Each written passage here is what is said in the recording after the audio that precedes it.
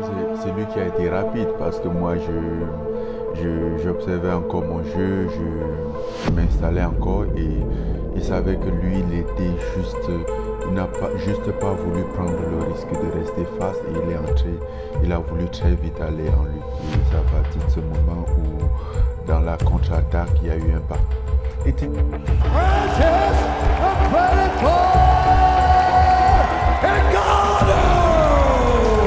I'm Francis Ngannou, UFC heavyweight top contender.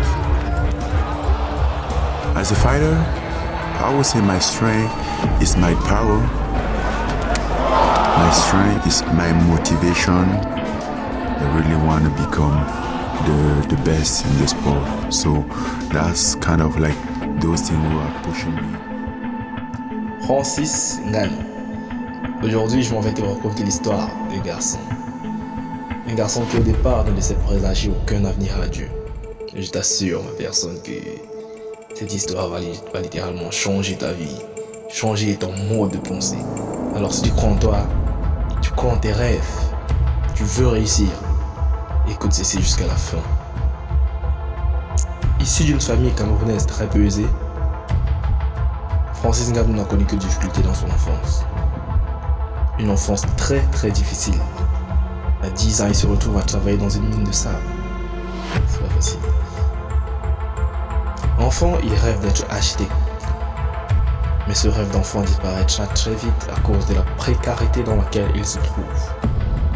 Ensuite, il aura un second rêve, devenir boxeur professionnel. Francis Ngannou cette fois-ci restera focus sur son rêve.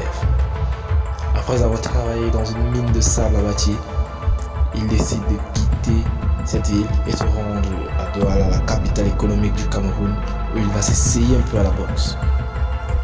Là alors, il fera face à des moqueries, des injures de toutes sortes.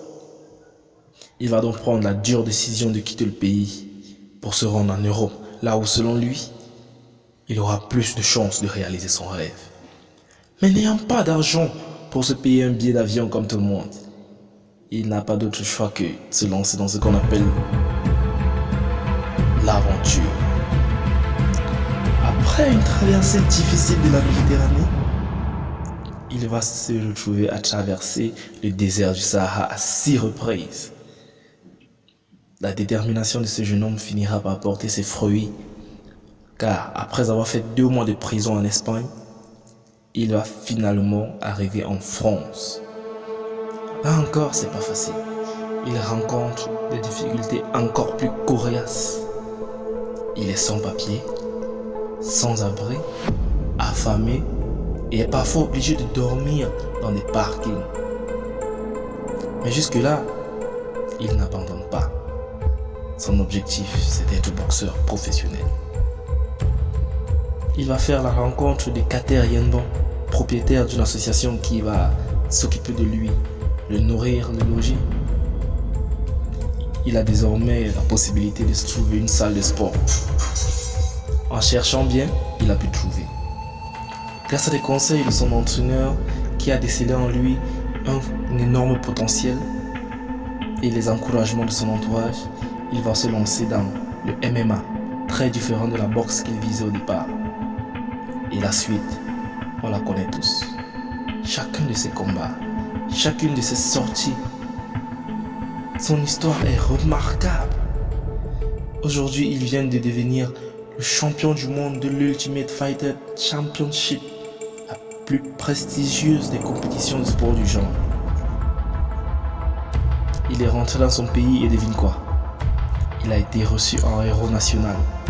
Tout le peuple s'est mobilisé pour accueillir Francis Ngannou, champion du monde, poids lourd UFC. Maintenant, revenons à toi, ma personne. Crois-tu assez en tes rêves?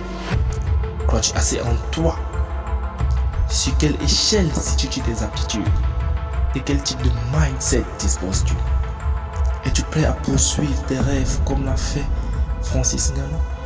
Il s'est lancé dans une aventure incertaine, un voyage vers l'inconnu. C'est un direct, c'est de la folie, mais sache que c'est ça qu'on appelle la détermination. Tu es renfermé sur toi. Tu ne crois pas assez en ton potentiel.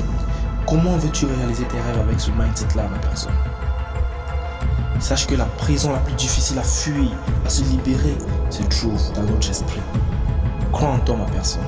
Ton rêve doit devenir une obsession.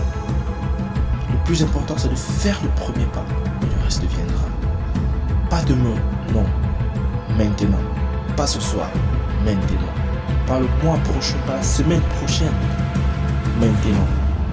Fais le premier pas.